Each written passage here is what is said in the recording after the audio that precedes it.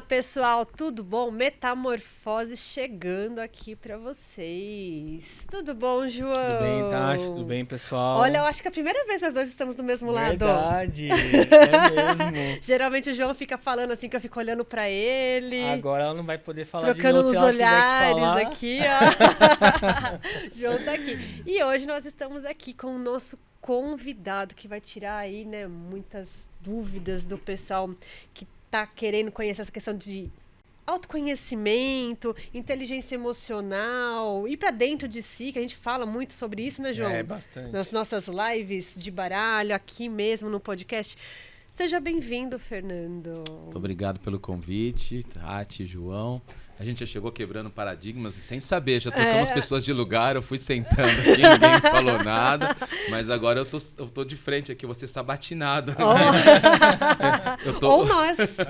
Ou nós aqui também. Muito obrigado pelo convite, é um prazer. Seja muito bem-vindo aqui. Fernando, a nossa ideia aqui do Metamorfose é levar transformação para o pessoal. É realmente falar para o pessoal, vamos pensar fora do casulo, sair daquelas nossas caixinhas quadradinhas ali e se permitir, né, vivenciar novas experiências, conhecer coisas novas. Nós trazemos muita questão de histórias inspiradoras. Sim. Nós já viemos aqui com o Coringa, né, contar um pouquinho da história dele. Viemos com o pessoal de terapia, já falamos sobre autismo. Então, a nossa ideia aqui é essa. Então, assim, sinta-se à vontade para ajudar aí a tirar o pessoal de dentro desse casulo, que às vezes a gente se coloca aí, né, por causa da vida, da correria, das crenças que temos aí. Então, conta um pouquinho de quem que é o Fernando, com o que o Fernando trabalha. Tá bom, muito bem. Eu sou Fernando Trevisan, nós estamos no mercado de treinamento e desenvolvimento há 40 anos, que começou com o Trevisan Pai. Eu tenho algumas memórias, assim, eu com 7 anos, mais ou menos, 8, meu pai me levava junto com ele para aplicar algumas dinâmicas nas empresas.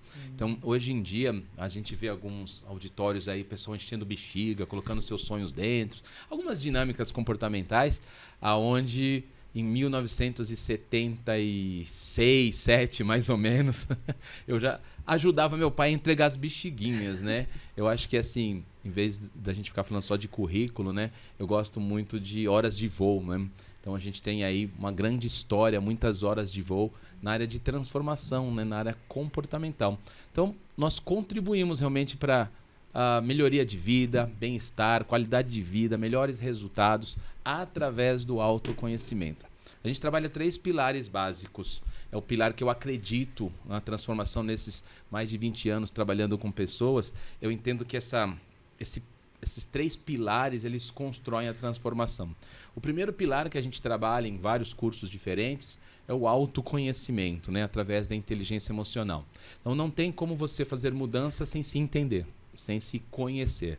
A partir do momento que você tem o autoconhecimento, a gente começa a trabalhar o segundo pilar, que são os relacionamentos. Então, o seu sucesso, o seu bem-estar, a sua qualidade de vida, ela é proporcional à qualidade dos seus relacionamentos. Mas olha que interessante, algumas pessoas já querem pular um pilar. Eu quero já aprender a me relacionar com as pessoas. Enquanto você não consegue se relacionar com as suas próprias questões, com a sua própria história, com as suas próprias decisões e ações, como que você pode estar pronto para se relacionar com o outro? Então, a partir do momento do autoconhecimento, a gente passa para o segundo pilar, que é o relacionamento. Então, é relacionar com a família, marido e mulher, filhos, clientes, fornecedores, lidar com pessoas. Então, a partir do momento que eu me autoconheço, que eu tenho mecanismos para lidar com pessoas de uma forma mais positiva, aí sim eu posso partir para o terceiro pilar, que aí são ferramentas práticas mesmo de melhoria de resultado, como estabelecimento de metas, planejamentos, ferramentas de poder de decisão, levantamento de oportunidades. Quer dizer, aí sim eu tenho tudo isso. Porque muitas vezes as pessoas elas fazem um projeto de vida, um plano de vida, elas vão lá, fazem um curso de coaching de 2, 3 horas e saem de lá, como você disse aqui, motivadas, olhando para aquele projeto, mas ela tem algo do passado que lhe impede de realizar aquilo. Ela tem um medo, ela tem uma insegurança, ela tem um trauma que faz com que ela nem saiba o porquê ela quer muito aquilo, mas ela não consegue agir em direção àquilo. Então percebe que não adianta você ter ferramentas para construir algo se a sua estrutura emocional não está pronta para realizar aquele algo. E o segundo pilar importantíssimo, você não vai construir nada sozinho. Não tem como você construir uma família sozinho, não tem como você construir um negócio sozinho, você pode até startar. Mas mesmo que sozinho, você vai precisar de um fornecedor, você vai ter que lidar com o cliente, então lidar com pessoas. Então, grande parte dos nossos processos, por diferentes abordagens, mas eles vão respeitar essa tríade, né? Sempre autoconhecimento, relacionamento, aí sim, vamos fazer ferramentas, vamos fazer planejamentos, metas e assim por diante. Recentemente eu participei de um grupo, né, de mulheres e eu entrei nesse quesito, né? Falei assim, como que a gente coloca como um objetivo, né? Eu quero chegar ali se eu não sei quem eu sou. Às vezes eu coloco tanto objetivo, tanta coisa lá na frente, mas aquilo nem condiz com quem eu sou, porque eu não sei. Olha que legal. Quer dizer, você não sabe nem de onde está vindo esse desejo. Esse desejo de querer aquilo, será que é seu? Será que não é uma realização por projeção de alguma coisa que a sociedade disse que é legal ter? Alguém lhe disse que ser aquilo é bom? Ou você está fazendo aquilo para ser reconhecido por algo ou por alguém? Quer dizer, você nem tem o conhecimento de o porquê você almeja aquilo. Né? Eu não falei aqui pro Fernando, mas eu sou formada em educação física. E quando eu estava em formação, quando eu estava na faculdade, minha vontade era trabalhar com psicologia esportiva. E o meu foco sempre foram as crianças. E aí isso que a gente está colocando entra onde?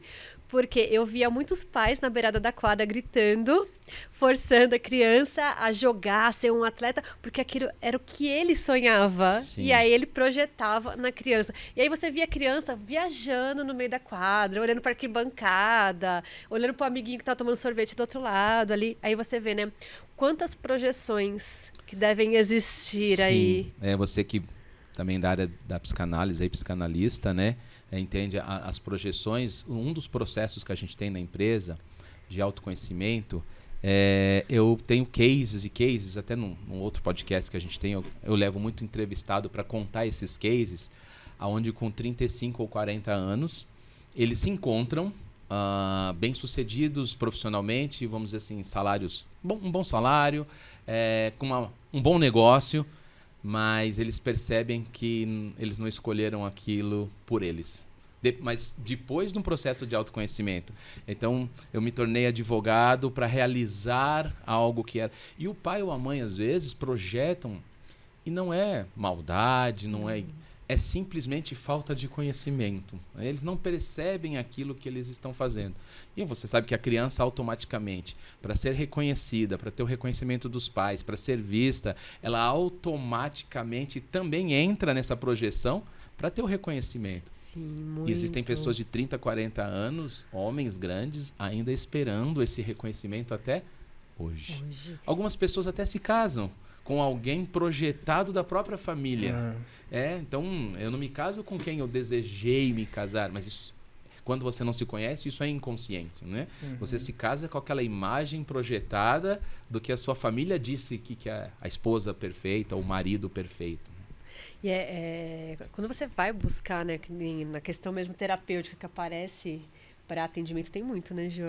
E inclusive eu acho que a gente chama também isso de uma validação, porque o filho, ele querendo ou não, ele quer uma validação dos pais de alguma maneira, né? Então, por exemplo, tá aqui meu diploma, tá aqui o meu olerite com um salário que talvez você esperava. De um outro lado também a gente tem que nem, por exemplo, projeção daquilo que os pais não tiveram, daquilo que os pais não foram, uma projeção para o filho. Então, às vezes, o filho, ele tá lutando para ser empreendedor.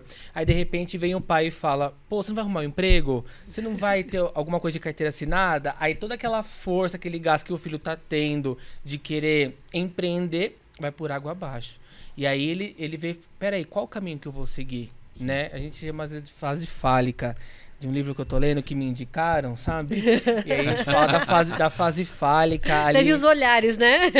Da mãe pra filha, entende? Então, essas projeções, elas acabam matando. Porque quando a gente fala sobre validação, as nossas primeiras referências são os pais, depois mestres, professores e por aí vai. Então, eu acredito até quando uma pessoa ela vai procurar um curso seu, por mais que não seja algo que a pessoa vá para relaxar, para que seja algo assim tranquilo, suave, porque não é. A gente fala muito sobre, quando você fala transformação, eu chamo isso de zona de conforto. A pessoa ela vai para sair da zona de conforto, ela está investindo nisso para sair da zona de conforto. Então o que ela quer procurar lá?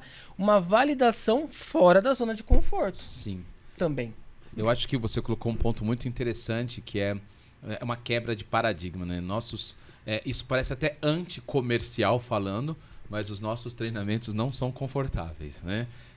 Inclusive alguns clientes, eles falam confortáveis emocionalmente falando, né?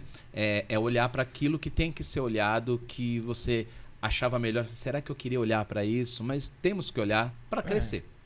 Alguns clientes, eles brincam, alguns que já estão em outros níveis, eles saem de lá e falam assim, a gente vem aqui, a gente apanha, a gente paga para isso e o duro que a gente quer voltar. Por quê? Porque quando você é desconfortado numa zona de conforto emocional, você cresce. E quando você cresce, você quer mais. Então quando você entende esse caminho de que não existe crescimento numa zona confortável, ninguém cresce assistindo Netflix, ninguém cresce... Isso é muito gostoso, assistir um Netflix, fazer um churrasco com os amigos, é muito bom. Mas não existe Faz parte. Crescimento. E algumas das formações que a gente tem, por exemplo, na Academia de Excelência, que é a pós-graduação, aí sim, a gente tem uma matéria inteira, que são as escolas da psicologia. Aí a gente explica com esses termos, né? A fase fálica, todas as fases, porque ela é uma formação. Nos cursos de imersão, a gente já usa metáforas. Então, eu digo que todas as suas decisões, elas foram construídas baseadas no seu book de regras. A gente chama de book de regras, que em alguns lugares chamam de crenças limitantes. Mas todas as vezes, quando você vai escolher a sua esposa ou o seu marido, inconscientemente você vai lá num livrinho que foi escrito desde 1900 e bolinhas, desde quando seu bisavô nasceu, dizendo, por exemplo, meu sobrenome é Trevisan, né? Então, na família Trevisan tá lá. Um Trevisan deve se casar assim, assim, assado, com uma pessoa assim, assim, assada. Um Trevisan vai ser feliz se tiver esse ou aquele emprego. Isso tá lá arraigado no nosso inconsciente, né? No nosso book de regras. E às vezes eu não escolho aquilo que arde no meu coração, mas inconscientemente para validar, né? A validação do meu book, né? Porque se eu não sigo esse livro, né? A gente pode falar do sistêmico um pouco, parece que eu não pertenço. Né? Se eu for diferente, o patinho feio, vamos dizer assim, da família, eu não pertenço. E quando a gente quer fazer diferente, imagina uma família onde todos trabalharam de CLT a vida inteira e eu decido empreender. Eu digo assim, cara, arde no meu coração, eu quero empreender, eu vou ser um terapeuta, eu vou ser um psicólogo. Cara, isso na minha juventude, os pais nem aprovavam. Você tem que arrumar um emprego de verdade. Olha o que era dito. Então, muitas vezes isso ardia no seu coração, mas espera aí, a felicidade segundo o book de regras da minha família. Então, os treinamentos fora da zona de conforto, eles vêm para quebrar os nossos próprios paradigmas, né? Temos muitos. E um dos dilemas muito em sessões, né, Tati, é que as pessoas, tudo que a gente quer é ser pertencente. Eu preciso e quero pertencer a algum sistema. Ao meu sistema familiar, ao meu sistema do meu trabalho, com os meus parceiros, não chamá-los de concorrentes, ou qualquer outra coisa assim. E aí, quando a gente fala ainda um pouquinho sobre o sair dessa zona de conforto, é uma questão que o indivíduo, quando ele tá num treinamento seu, eu acredito, tá? Eu tô aqui imaginando. Eu acredito que quando ele vê que tem outras pessoas totalmente com vidas diferentes, buscando objetivos diferentes, mas ele vê que são todos seres vulneráveis, que estão vulneráveis ali. Porque quando vocês furam a bolha de cada um, você coloca todo mundo dentro de uma bolha só. Somos todos vulneráveis, tem um homem ali chorando, um pai de família com 3 filhos chorando, uma mulher chorando, ou seja, todo mundo aqui tá vulnerável. Cara, você parece que conhece Acho que você já foi lá e não falou. Acho que você foi pesquisar. Mas muito importante a sua colocação, que é uma das frases que a gente escuta, né? As pessoas falam assim, peraí, eu encontrei pessoas que sofrem a mesma dor que eu sofro. Porque às vezes nós estamos sofrendo dores nossas, a gente guarda só pra gente, a gente se sente diferente, a gente acha que eu sou um estranho, um ET, e aí Eu já ouvi pessoas falando, como assim? Aquele cara, um empresário, um líder que coordena não sei quantas pessoas, que tem um faturamento de não sei quantos milhões. Esse homem tá chorando porque ele é inseguro, porque a criança dele se sente abandonada desde os seus 3 anos de idade e ele só chegou onde ele chegou para provar para ele mesmo e ter... Então, essas vulnerabilidades e dentro da área comportamental... Uma coisa que é um incentivo muito forte nos nossos projetos é você assumir as suas vulnerabilidades, porque sem elas a gente não consegue crescer, né? Uma parte dos programas, e acho que é legal poder explicar aqui, é assim, um dos diferenciais do nosso treinamento. Muitos treinamentos ou cursos, eles vêm com regras prontas, né? Então, o que você tem que fazer para ser? Então, faça isso e seja feliz. Tenha aquilo e tenha mais sucesso. Nós não trabalhamos quem sou eu para saber o que você almeja ou deseja ou o que você tem que fazer. Mas nós trabalhamos as vulnerabilidades, quer dizer, o que vem impedindo você de sair da casca. Porque arde alguma coisa aí dentro que você não consegue pôr em prática. Então, quem sou eu para dizer faça isso e coloque em prática? Mas a gente começa a trabalhar as amarras, né? Os nós. O que vem impedindo você de dar esse passo mais ousado? O que vem impedindo você de tomar uma decisão que vai ser dolorida, né? Toda decisão ela é dolorida. Eu e o João, a gente brinca, né? Que a gente atende lá no espaço. A gente fala assim, ou os nossos clientes nos amam ou eles nos odeiam. Porque a gente é muito direto para os atendimentos. A gente fala assim, olha, vamos, você quer? Eu tô aqui para te ajudar. Só que a decisão é tua. Você tá afim? Tá afim de seguir? Não vai ser fácil. E a gente gosta muito de colocar para os clientes também a nossa vulnerabilidade, né, João? A gente conta muito. Dividir experiência, né? Porque o pessoal às vezes acha que você é um terapeuta, porque você tem uma empresa que trabalha com toda essa parte, a tua vida ela sempre foi tudo alinhadinha, tudo certinho, você nunca aconteceu nada fora da risca ali. Eles veem a gente como terapeuta, eu falo assim, gente, eu sou terapeuta, eu não sou um ser ascensionado. Sim. E aí para as pessoas é difícil isso, porque para eles olhando, a gente fala assim, nossa, porque ali eu tenho até medo de falar alguma coisa, porque imagina que ser imperfeito que eu sou dentro dessa pessoa que está me analisando, que está falando o que eu tenho que fazer, e a gente tenta levar bastante essa parte. E a nossa profissão é uma profissão que tem o costume de eles falarem que a gente julga, né? Não só julga, mas a nossa profissão, ou trabalhar com pessoas, as pessoas ficam o tempo todo esperando você dar um tropecinho para falar, olha lá, ele é psicólogo e também faz, ó. Ele também, porque verdade. isso é uma forma delas se defenderem. Agora, as pessoas elas confundem a pessoa que elas são com as identidades que elas assumem. Então, existe uma mulher, né? Uma pessoa, que é a Tati, existe o João, existe o Fernando. Em algum momento, eu assumo uma identidade de treinador, de mentor, de terapeuta, para executar aquilo. Então, aqui eu sou muito bom nisso que eu faço porque é o meu trabalho, na minha identidade. Só que eu sou pai também, que é uma outra identidade. Eu sou marido. Eu também sou um humano que tem as minhas falhas. A gente não pode confundir as identidades que a gente assume na vida com quem nós somos como pessoas. As pessoas confundem um pouco isso e cobram bastante da gente também. Cobram muito, porque o meu filho faz terapia com o João. E às vezes a pessoa fala assim, mas como você é psicanalista, você não atende ele? Eu falei assim, então, dele eu sou mãe. Eu falei, dele eu sou mãe. Aí quando você pro João, eu falei assim, João, eu sou a mãe dele, tá? Você é o terapeuta dele, manda ver aí, faz o que precisa ser feito e vamos trabalhar. Então, é bacana a gente entender esse processo, né? Aqui, quem que eu sou? Aqui, não que a gente seja falso, né?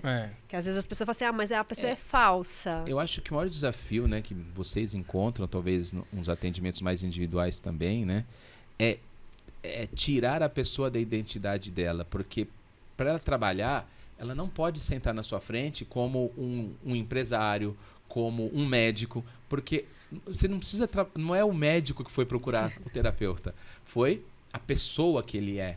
A gente tenta e trabalha, né, num dos processos nossos, em algum momento tem um acordo. Então, o acordo é, a partir de agora, não tem mais crachá. Então, não tem médico, advogado, dentista, empresário, rico, pobre. Existem seres humanos. A partir de agora, pode tirar tudo. E a gente faz essa mesma inversão. Fala, e é esse mesmo tratamento agora que eu queria que vocês tivessem conosco. Então, é um ser humano trabalhando com outro ser humano. A partir daí as coisas começam a tomar outra proporção.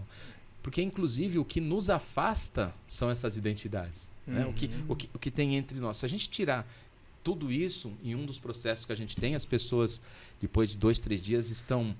eu vou usar esse termo, não é esse, mas é quase que se amando no sentido de humano. Assim, cara, como eu posso gostar tanto de alguém que eu conheci há 2, 3 dias? É porque você está conseguindo enxergá-la sem os rótulos. Você não está vendo se ela é rica, se ela é pobre. Você não está vendo se ela é formada ou sem formação. Você não está vendo se ela é um empresário, se ela é uma pessoa humilde, um operário. A gente está vendo o humano. E quando a gente olha o humano, é fácil se apaixonar. Bem diferente. Tanto que a pergunta mais difícil que a gente faz em terapia, não sei se você faz lá, a gente pergunta para o cliente quem é você. E a primeira coisa que o cliente responde é: eu sou o João, eu sou médico, sou formado nisso, sou pós-graduado nisso, eu tenho isso, eu faço isso, mas ou nunca... então não sei. Ou então não sei. Mas nunca é quem é você na essência. Isso, cara, isso é uma pergunta que nem pode ser feita logo de cara, porque dependendo do nível que a pessoa está de maturidade... Ela não consegue responder mesmo, ela não conecta. A gente tem um exercício muito legal dentro de um dos processos que a gente tem, que você tem que construir uma metáfora respondendo essa pergunta, quem é você? Só que você não pode descrever verbalmente, eu sou um homem casado, você tem que criar uma metáfora, pode ser uma historinha, pode cantar uma música, porque a metáfora, a pessoa sem perceber... ela começa a falar dela sem perceber que ela está falando dela. Porque tem a identidade dela ali naquela música, ali naquela mímica, né? Ali é ela, ali não é o... Então, essa é uma pergunta... É bem bacana essa parte.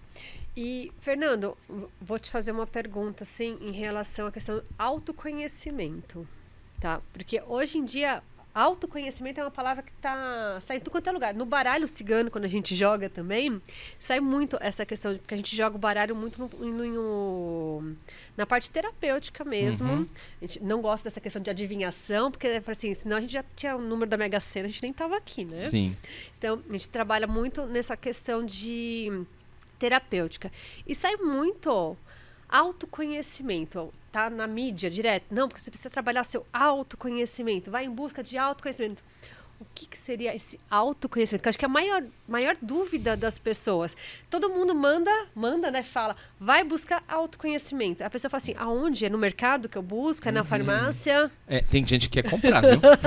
Se vendesse, tinha gente que pagaria caro. Sabe assim, eu compro e amanhã eu me autoconheço. Já tá resolvido. Milionários, né? Vamos começar assim... Pessoal, vocês estão com tempo para falar sobre autoconhecimento? Mas é assim, como eu falei, como a gente está no mercado há muito tempo, não se falava muito esses termos, autoconhecimento. Surgiu em algum momento o termo autoajuda.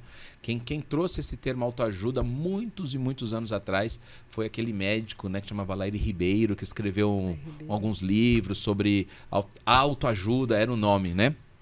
E quando explodiu tudo isso, algumas pessoas falam assim, porque, vou dizer assim, prostituiu até demais o termo. Algumas pessoas falam assim, essas coisas de autoajuda, isso não funciona, a autoajuda, Fala assim, olha só, se você for buscar a palavra, autoajuda, é você se ajudar, é você assumir as suas próprias responsabilidades, é você tomar responsabilidade da sua própria vida, das suas decisões, você se ajudar a melhorar. Então começa daí, mas para eu me ajudar, para eu fazer uma autoajuda, eu preciso me autoconhecer. Então o que dentro dos conceitos, talvez trazer de uma forma simples, o que eu entendo por autoajuda? Eu divido nossa vida em 2 mundos. Eu digo que tem um mundo externo e tem um mundo interno. O mundo externo é aquilo que eu enxergo dos meus olhos para fora. Então eu vejo um carro, eu vejo casas, eu vejo profissão, é aquilo que está ao meu redor, né? E o mundo interno é o que acontece dentro de mim com relação a tudo isso. Então, o autoconhecimento nada mais é do que você entender as suas ações, as suas reações, até o ponto de entender por que você... Até o ponto de entender desde por que uma feridinha na boca repete todas as vezes. Por que eu vou lá, passo pomada naquela feridinha, naquela herpes, e aí daqui a 3 meses ela volta. Aí eu passo a feridinha. Quando você se autoconhece, você começa a fazer correlações de entender, peraí, o que está acontecendo no meu mundo interno, que no meu mundo externo ele está falando que eu tenho uma feridinha na boca.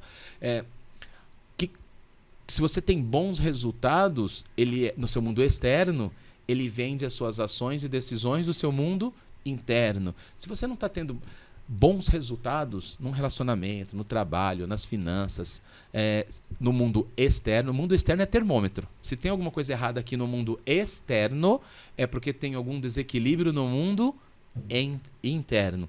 Então, é entender esse conceito de ação e reação, né? O que está acontecendo dentro de mim que está me gerando esses resultados. E as pessoas entendem que autoconhecimento também é um caminho de mão única, né? Não, existem 1000 formas de se conhecer. Né? Uma delas é como meus avós e nossos pais faziam. Sabe como que eles se autoconheciam? Você sabe como não? Por erro e acerto. Cabeçada, fazia errado. Criou 6 filhos. Ele entendeu depois quantas besteiras ele fez quando ele se tornou avô. Aí ele se torna um avô melhor. E aí, então, por erro e acerto. E aí, por erro e acerto. No último filho, você viu tudo que você errou no primeiro, você tenta corrigir aqui. Aí, olha que legal você não se autoconhecer, né? Você erra tanto nos primeiros... Um exemplo, pode ter errado sem saber que errou nos primeiros filhos, né? E aí, quando você começa a entender o erro que você fez, você tenta compensar e fazer tudo para compensar aquele outro. Mais um erro. Porque não seria nem como foi um, nem como foi o outro. Então, o autoconhecimento, ele te traz para tudo isso. Então, hoje, eles se conheciam por erro e acerto. A gente se autoconhece por literatura, a gente se autoconhece por cursos, treinamentos, terapias, processos terapêuticos. A religião, para muitas pessoas, é um caminho para o autoconhecimento. A meditação é um autoconhecimento. É algo que a gente não tinha, né? Algo que a gente não tinha. Aí você vai buscar, né? Que não é receita, né? Receita médica. Todo mundo fazendo do mesmo jeitinho, igualzinho, que vai estar resolvendo ali. Você já viu aquele ditado, desculpa interromper, mas o pessoal fala às vezes assim, a falta de autoconhecimento, tem gente que fala assim, olha, a ignorância é uma bênção, né? Porque enquanto eu não sei que eu estou errando, tá tudo bem. Tudo bem. Eu tenho outro princípio. Eu digo que a ignorância é um karma, né? Porque você vai carregar pesos, dores, dificuldades, movimentos repetitivos de comportamentos que geram danos para você ou para as pessoas ao seu redor pela ignorância. Então, o autoconhecimento, para mim, é o caminho. Não existe outro caminho. E dentro dessa questão de autoconhecimento, tive até a palavra, de autoconhecimento, uma outra palavra que está muito na moda, que todo mundo usa, eu e o João, a gente já conversamos muito a respeito disso, é a questão do empoderamento. Como que vocês trabalham essa questão do empoderamento? Porque nós já pegamos alguns casos assim, de empoderamento que as pessoas estão achando que é visual, que é só o físico. Você está bem arrumado, organizado do lado de fora, você está empoderada. Olha, eu acho que uma pessoa empoderada, esse é um termo, né? Eu nem uso muito, sinceramente, é um termo que às vezes dá até um negocinho, dependendo. Sabe aquela coisa, empoderamento isso, empoderamento daquilo. Não tem como empoderar ninguém sem abrir os baús. Empoderamento, uma pessoa empoderada é a que teve coragem de abrir os seus baús, olhar para a sua história, olhar para suas dores, entender os seus fatores limitantes, assumir os seus medos, as suas inseguranças, saber lidar. Empoderado é quem está bem aqui do jeito que está. O oposto, como você falou, o externo. Às vezes a pessoa, para se sentir empoderada, ela acha que ela tem que ter o óculos X, a camisa X, sentar do jeito X, não sendo ela, né? Será que ela está empoderada mesmo, né? Eu acho que como é o termo que a gente poderia usar? Ai, meu Deus, me faltou a palavra aqui. Não é a vulnerabilidade, mas sim a autenticidade. Eu acho que a pessoa mais empoderada, e percebe que as pessoas que a gente mais gosta delas, que mais se dão bem no ambiente, são as autênticas. O que é autêntica? Ela tem coragem de ser quem ela é. Ela tem coragem de dizer o que ela pensa sobre as coisas e as pessoas. Empoderamento, para mim, eu vou agora cheguei eu vou na terapia aqui, tá, gente? Tá sendo terapêutico. Empoderamento, para mim, eu vou substituir pela palavra posicionamento. Uma pessoa empoderada é aquela que tem coragem de se posicionar, de vir aqui e falar o que ela pensa. É uma pessoa que tem coragem de falar assim, eu não gosto disso, isso aqui para mim não me agrada, de uma forma coerente, respeitosa, porque eu também sou contra os radicalismos, os posicionamentos radicais, não é isso que eu estou dizendo. Tá? E por que existe pouco empoderamento? Porque existe pouco posicionamento. E por que existe pouco posicionamento? Porque as pessoas têm medo de perder. Quando você se posiciona, você vai perder. Sempre. Então, eu costumo dizer que todo posicionamento ele é divisível. A partir do momento que você se posiciona de uma cor, quem não gosta daquela cor vai falar assim, você está errado. A partir de você se posiciona numa forma de pensar, as pessoas... e hoje em dia isso tá, os polos, as extremidades estão muito grandes. Parece que é um ou é o outro. Então acho que eu vou trocar a palavra empoderamento pela palavra posicionamento. Eu acho que uma pessoa empoderada é quem se posiciona, fala, eu trabalho com isso, é nisso que eu acredito, é assim que eu transformo as pessoas, os meus valores são esses. Não, porque agora na moda tá isso, tá aquilo. Ok, outra pessoa empoderada é uma pessoa que sabe respeitar. É uma pessoa que... Eu acho que uma pessoa empoderada é assim, olha, eu posso não concordar com muitas coisas, mas eu respeito.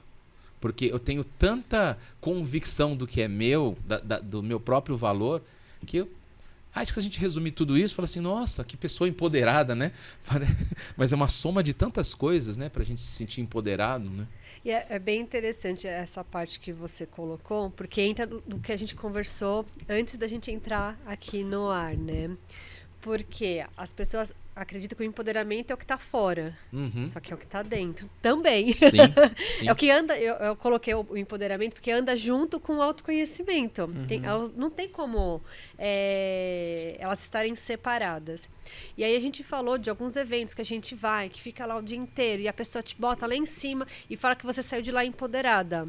Só que a pessoa, ela mexeu na tua autoestima, Sim. te elevou lá e depois te entregou pro mundo. Sim. E aí, quando você foi pro mundo, você pega e fala assim, putz, e agora? Tô na realidade aqui. Não foi trabalhada as minhas raízes, as minhas sombrinhas, eu não Sim. olhei ali para tudo isso. E aí é onde eu comentei, né, que a gente vê, a pessoa depois de 2, 3 dias, ela vem numa depressão mesmo pra gente ali. Então eu acredito que muito essa questão do empoderamento, do posicionamento que você colocou, entra nisso, porque a pessoa sai de lá só com o ego elevado. Sim, olha, é mais ou menos o seguinte, imagina que você já foi professora de educação física, então eu vou fazer uma metáfora, que eu adoro as metáforas. Imagina que a gente vai num evento, então paralelamente, só que eu vou falar da força emocional versus física, tá? Então no evento eu digo que pessoas felizes são que levantam 100 quilos, pessoas felizes são que fazem supino com não sei quantos quilos, e que você pode, Só que quando eu olho a sua estrutura muscular, é muito distante disso. Então você volta para o dia seguinte para sua academia e você não vai conseguir levantar aquilo. Mas eu posso te dizer que pessoas... É um pouquinho do trabalho que a gente faz. Eu faço... em vez de eu dizer que as pessoas felizes são as que levantam 100 quilos no supino, eu digo primeiro, pessoas felizes são as que têm coragem de ir para a academia. Segundo, são aquelas que conseguem levantar 1 quilo a mais do que levantaram um mês atrás. É um processo, né? Alguns cursos, né, colocam regras, e eu sou o cara contra regras. 7 formas de ser feliz, 10 caminhos para a felicidade, 3 formas do sucesso.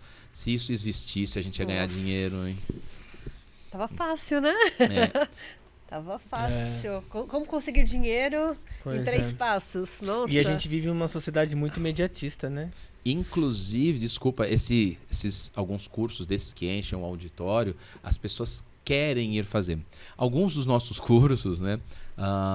Os amigos incentivam a pessoa. A gente tem um monte de cursos pagos e a pessoa não foi até hoje. Ela sempre deixa para ir no próximo. Não, mas já tá pago. Não, é porque... Por quê? Porque elas sabem que lá não vai sair motivada, né? Vai sair decidida. Olha que interessante. Decidida, fala assim, olha, eu acho que um processo de autoconhecimento é quando eu, inclusive lá está nos nossos valores da empresa, está lá responsabilidade compartilhada. O que é isso? É assim, até aqui é o que eu posso te entregar. Daqui para frente é o seu. Que é um outro termo que está na moda, né? Autorresponsabilidade. Agora tudo se fala em autorresponsabilidade, né? Mas é isso, a autorresponsabilidade é fazer o que tem que ser feito, na hora que tem que ser feita. Aqui eu puxei uma frase dele que ele já falou nessa parte, que é uma decisão vale mais que qualquer motivação. Pode traduzir isso, apesar que não precisa nem... Mas eu gosto de traduzir, não é traduzir, não é traduzir, é trazer ali, sim, né, pra... Como eu disse, tem até eu tô com um livro que já tá na fase final de edição. O nome do livro é Até Quando, bem grandão, né? Até quando no sentido, e aí? Cara, porque fazer o que tem que fazer, você sabe o que tem que fazer. Não preciso te dizer. Você não precisaria nem de uma ajuda. Todo mundo sabe o que tem que fazer. Eu acredito que um terapeuta, um bom coach faça é motivar a pessoa a fazer o que ela já sabia, né? Então, o até quando é assim, até quando você vai aceitar isso? Até quando você... Que é o quê? É te levar e falar assim, cara, toma uma decisão. Porque a decisão vale mais do que qualquer motivação. Motivação, ela está dos olhos para fora. Motivação é algo externo. O que é externo? Dinheiro motiva, um prêmio motiva, uma promessa motiva. Olha, se acontecer isso, a gente vai... Tudo isso motiva. Então você tem que ficar retroalimentando algo que, quando acabar, a motivação é gasolina. Ou você tem que encher aquele tanque todos os dias, ou aquele carro nunca vai andar. Decisão é interna. Decisão é algo que você fala assim, aconteça o que acontecer, doa o que doer, eu vou fazer o que tem que ser feito para chegar lá. A decisão, para mim, é quando você diz chega, basta, eu não aceito mais, eu não aceito nunca mais passar por essa situação. Então, nos nossos, se você olhar lá nas nossas mídias ou nos cursos, o pessoal brinca que eles falam que eu sou o cara do basta, porque assim, o meu propósito nos meus trabalhos é levar o meu cliente a dizer chega. Aquele chega. Só que às vezes, para ele dizer chega, a gente tem que apertar para doer. Para doer. E alguns não suportam e eles abandonam o meio do processo, né? Vocês que trabalham com pessoas sabem que quando vocês começam a chegar naquele ponto, a pessoa começa a não ter mais horário, a ter muitos compromissos, a não ter mais dinheiro para pagar a terapia, porque ela está chegando ali. Mas quando você chega alguém num relacionamento, a pessoa pode tentar fazer de tudo para mudar. Fala assim, cara, não é o que você está fazendo, é o que você tem que falar, chega, é o que você não aceita mais. Se posicione, não aceita mais, ninguém nunca mais vai pisar no meu pé. Cara, ali acabou. Se você está vivendo uma situação financeira difícil, é você chegar num ponto onde você vai assim, chega, né? O basta, o dinheiro não vai ser mais problema. A partir da decisão, não é que no dia seguinte você resolveu, mas você começa a fazer, vamos lá, um exemplo bem prático. Uma pessoa sai de um curso de motivação. Amanhã eu vou fazer atividade física. Aí ele fala assim, na segunda você fala, e aí, começou a atividade física? Não deu tempo, porque eu preciso comprar um tênis. Mas tá chovendo. Eu preciso comprar um tênis. Enquanto eu não comprar o tênis, fala assim, então tá. Então na terça, já comprou o tênis? Já pedi pela internet, chega até na quinta, ó, segunda, terça, quarta, quinta. E aí, começou a atividade física? Eu ia começar na sexta, mas choveu. Essa é uma pessoa, mas ela está extremamente motivada. Você conversa com ela, ela posta foto, ela fala para todo mundo, eu vou fazer atividade física, mas ela não está fazendo nada. Uma pessoa que sai no final de semana de um evento, de um curso, decidida pela dor de entender que ela não quer mais aquela vida para ela, na segunda-feira ela caminha de chinelo se ela não tiver tênis. O João tem uma história, né, João? Na terça-feira ela compra o tênis e sabe o que acontece? Ela toma um golpe na internet, o site era falso, mas ela vai caminhar triste, chorando, sem o tênis. Choveu na sexta, ela abre o guarda-chuva. Então, eu entendo que a decisão, ela te leva a fazer o que tem que ser feito. E eu acho que não é sobre romantizador, às vezes pro pessoal que tá ouvindo, né? E achar que tá romantizando a dor. Não. É fazer o que precisa ser feito com o que você tem de Sim. recurso, né? E aí, se olhar no espelho e perguntar pra si mesmo quais são suas principais desculpas pra hoje, né? O João veio de um processo desse, de 1 ano e... 1 ano e meio de uma emagrecimento. 45 quilos só com dieta e treino. Cara, eu fui um cara que eu fiz... Se você quiser falar sobre dieta, eu conheço todas. Todas, todas. A da proteína, a da Herbalife, a da sopa da USP. Por quê? Porque durante muitos anos na minha vida, eu sempre pesei entre 75 e 100 quilos. Ou eu estava em processo de engorda, ou eu estava em processo de emagrecimento. E um dia eu dei um basta na minha vida também. Falei, chega, eu nunca mais vou fazer nenhuma dieta. Eu me nego a fazer dietas, mas eu decido que eu vou me alimentar de uma forma inteligente. E olha que interessante. Inteligente assim, eu não vou precisar... não quero que ninguém me diga o que eu tenho que comer ou não, mas eu vou me alimentar respeitando o meu... Foi um trabalho psicanalítico que eu fiz também, respeitando o meu organismo. Uhum. Então, quando o meu organismo tem fome... eu respeito e como. Quando ele se sente... Eu comecei a me respeitar nas minhas escolhas. E acho que faz uns 10 anos que eu tenho o mesmo peso, né? Eu cheguei a 80 e poucos quilos, que é um peso ideal para mim. E assim eu tô. Né? Eu conto no livro, em alguns cursos, sobre... Eu era um cara também que eu ganhava dinheiro, perdia, vivia devendo. E eu passei por umas dores tão grandes quando meu primeiro filho nasceu, por falta do dinheiro. Mas olha que interessante, não era por falta de escassez, de não ganhar, mas era por perder, gastar, não tinha... Aonde teve uma cena ali que foi tão dolorida ver um filho seu, às vezes, não podendo realizar algo, que eu dei um chega, né? Sabe aqueles basta assim que você fala, cara, nunca mais, né? Uhum. E de lá em diante eu comecei um processo de mudança de comportamento, de desenvolvimento de novas habilidades, para aprender a lidar com isso. E graças a Deus, há muitos anos eu não tenho problema nenhum também com... E você sabe que o dinheiro e o físico, né? Dinheiro e físico, nós usamos muito como o termômetro para entender as pessoas. Toda pessoa, aí isso vai, não posso dizer toda, mas vai dar polêmica, mas vamos deixar a polêmica rodar, né? A gente gosta Quem de está polêmica. acima do...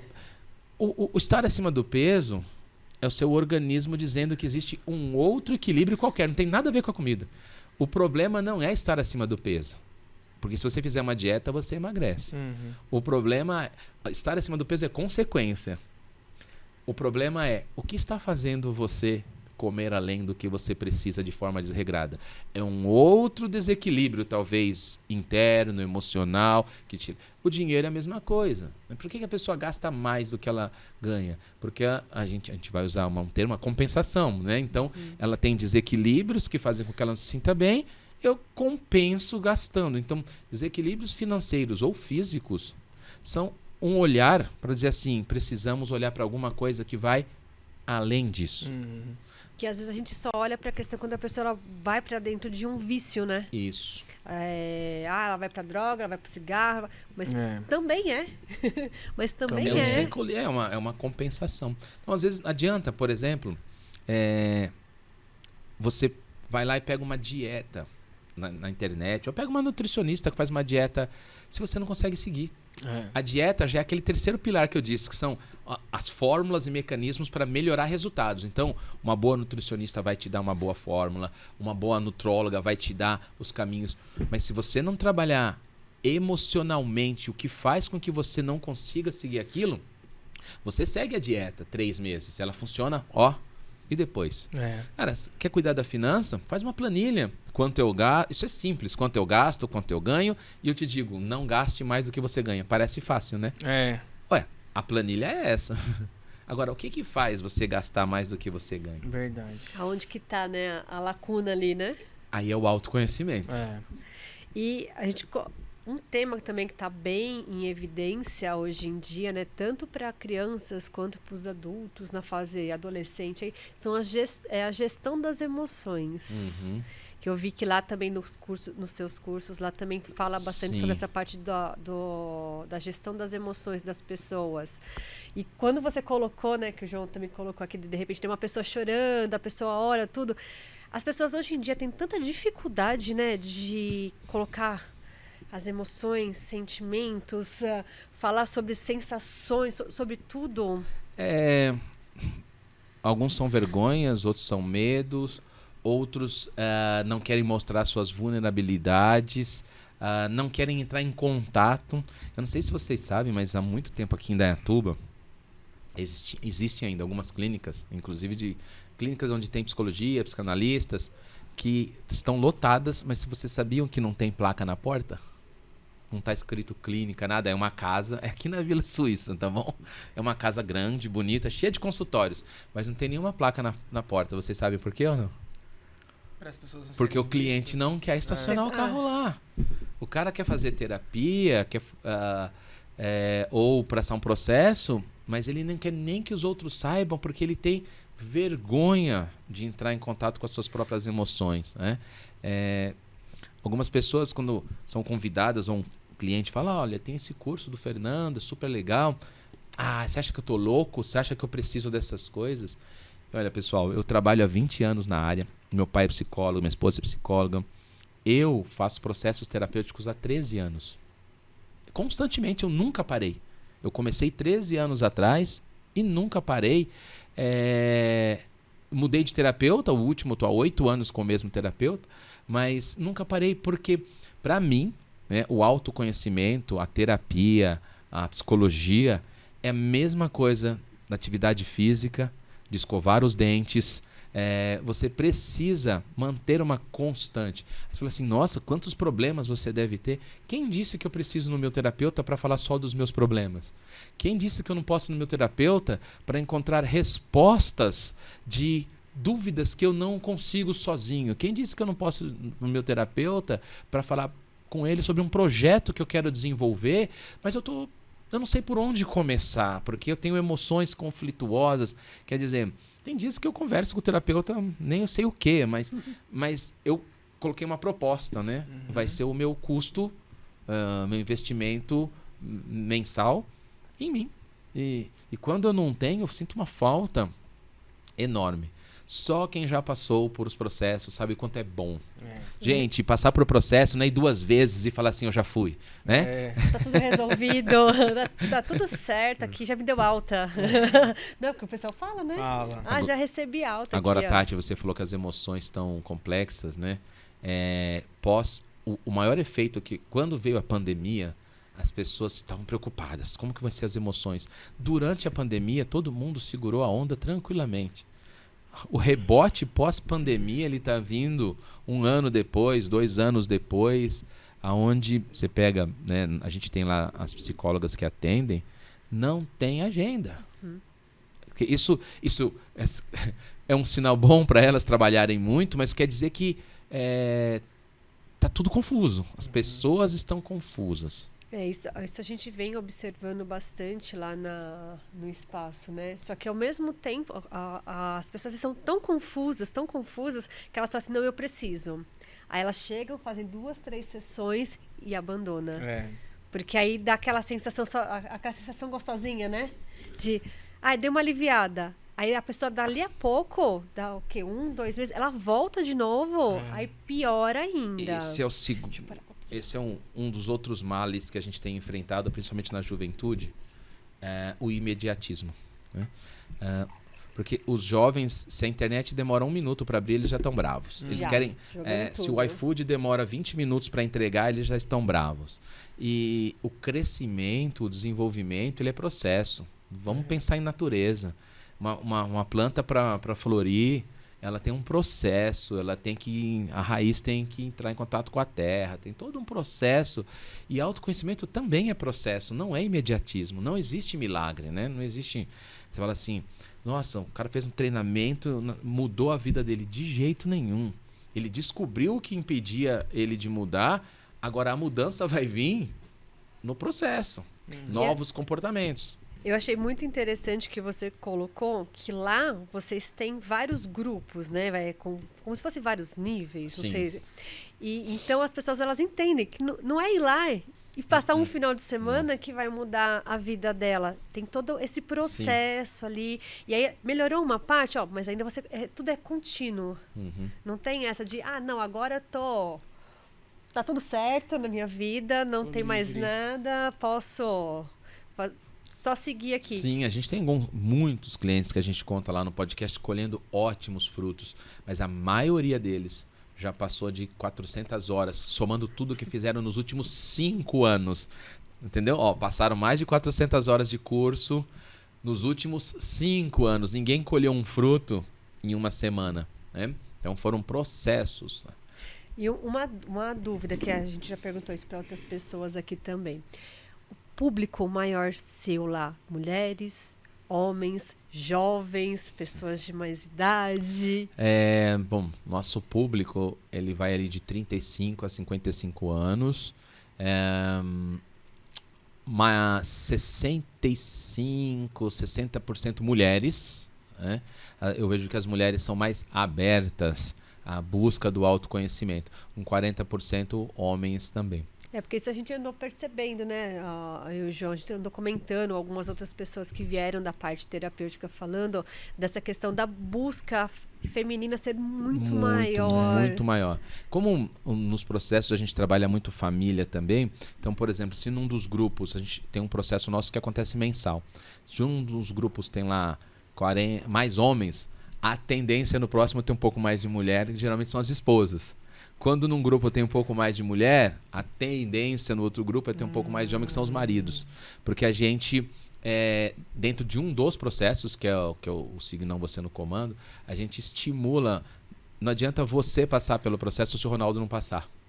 Porque você vai chegar a um nível de entendimento de algumas coisas que quando você chegar em casa, o nível de discussão... Então, porque a gente entende que o ambiente influencia. Então, ele tem que ser um motivador seu e não um limitador. Porque a gente percebe que quando no casal ou na sociedade, sócios também, um começa a crescer, o outro começa a tentar trazê-lo de volta. Essas coisas que você fez não funcionam, porque não sei o que lá, porque chega a boicotar mesmo, né? Porque é medo e insegurança, percebe que o outro está se distanciando. Quando o outro faz o curso também, vocês entram numa sintonia. A gente trabalha lá projeto de vida, muitas coisas um projeto de vida pessoal, familiar, financeiro, profissional. Então o casal pode fazer junto, as famílias. Aí, geralmente, a gente tem muitas famílias. E a partir de que idade? Se os pais já fizeram, os pais, a partir de 15. Se o pai já fez.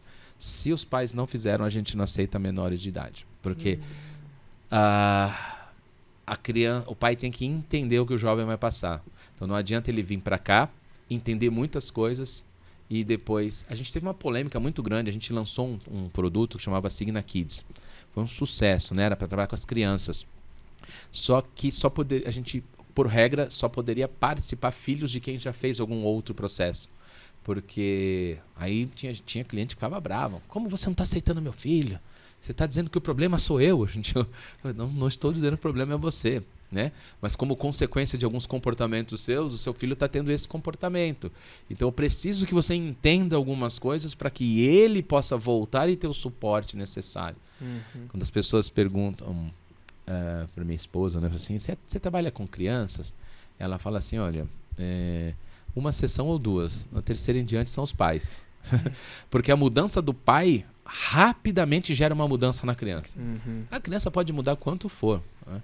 Ou ela fala, atendo crianças de 40, 45 anos. Porque quando a gente vai trabalhar, né? Quando eu fiz a psicanálise, eu quis trabalhar com crianças. Porque eu ainda estava na área de educação. Então, a psicanálise sempre falava, né? Para entender a criança, você precisa entender os pais. Para você poder auxiliar as crianças, você precisa estar em constante contato, comunicação com os pais. Porque ela simplesmente está reproduzindo. Sim. Pais melhores vão ter filhos melhores. Não, é regra, não tem. O pai mudando um comportamento dele, automaticamente o filho vai colher. Esse é o caminho, né? E aí a gente vai entrar numa questão meio polêmica, assim, só pra gente finalizar aqui. Você já teve algum caso, porque eu tô vendo aqui, eu falei assim, nossa, eu tô amando. Eu ia ficar aqui o dia inteiro fazendo um monte de pergunta aqui, porque eu sou a louca das perguntas dessas coisas. Você já teve algum desafio muito grande com alguém que, tipo, falou assim, não mudei nada, não resolveu nada, não senti nada? Porque de vez em quando aparecem uns, né? Olha, diretamente pra gente, muito pouco, mas já ouvimos o familiar que falou assim, olha, eu levei o fulano lá e voltou pra casa, ele não mudou nada, olha, 3 anos se passaram e olha como que ele tá. Assim, primeiro, eu vou fazer uma metáfora, eu adoro metáforas, tá? Lá no treinamento, a gente consegue pegar todos os cavalos e levar até na beira da água. Só que eu não consigo fazer o cavalo beber a água.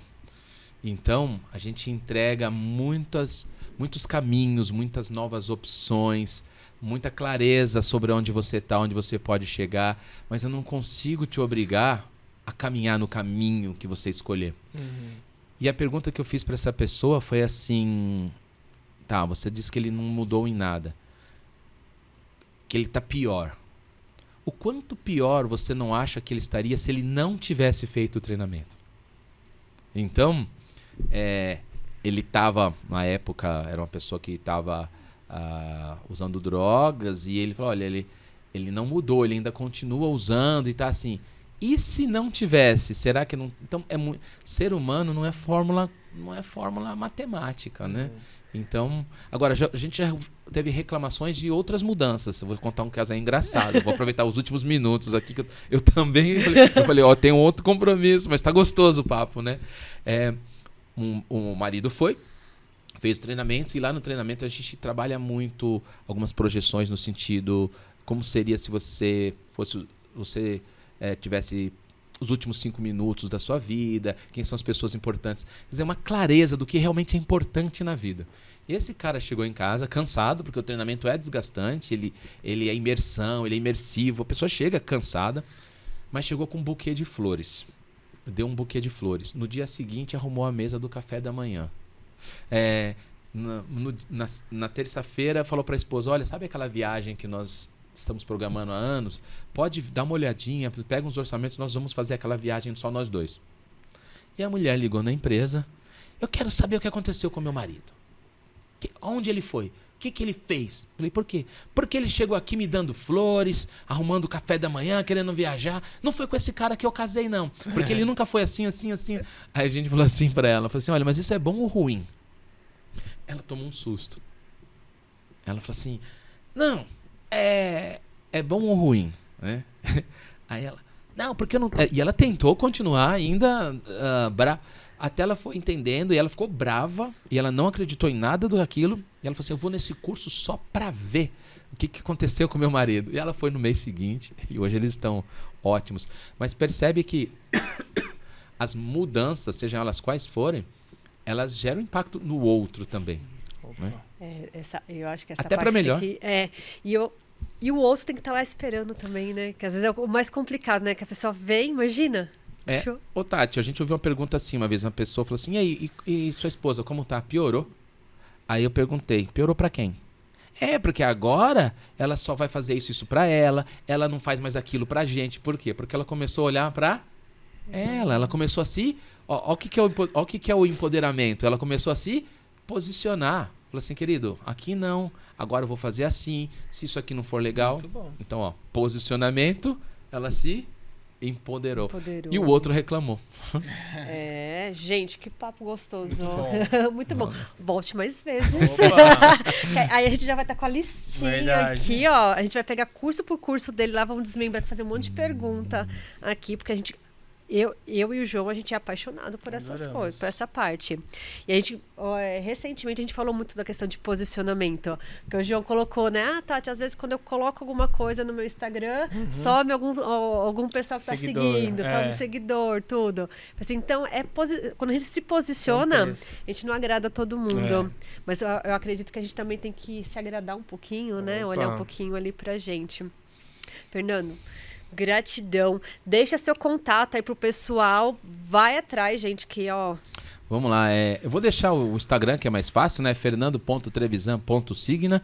Aí lá no Instagram, ali na bio, tem site, podcasts, tudo que vocês quiserem. Vai ser um prazer se você quiser mandar um direct, discutir alguma coisa, tirar uma dúvida. Eu respondo com todo prazer dentro da agenda aí. Eu responderei com todo prazer para vocês também. Tá legal? A gente já, no textinho que vai lá pro pessoal, a gente coloca lá o @ certinho pro pessoal também já clicar. Fica até mais fácil lá para estar te encontrando lá. E gratidão mesmo por esse aprendizado, por essa partilha aí com a gente. Acho que conhecimento é algo para ser compartilhado, né? Certeza. E as portas do Metamorfose muito tá obrigado. aí aberta. Que muito esse obrigado. nosso bate-papo gostoso aqui possa ter tirado muitas pessoas aí do seu casulinho que queiram, né, desbravar esse mundão aí de uma maneira diferente. É só uma questão de decisão.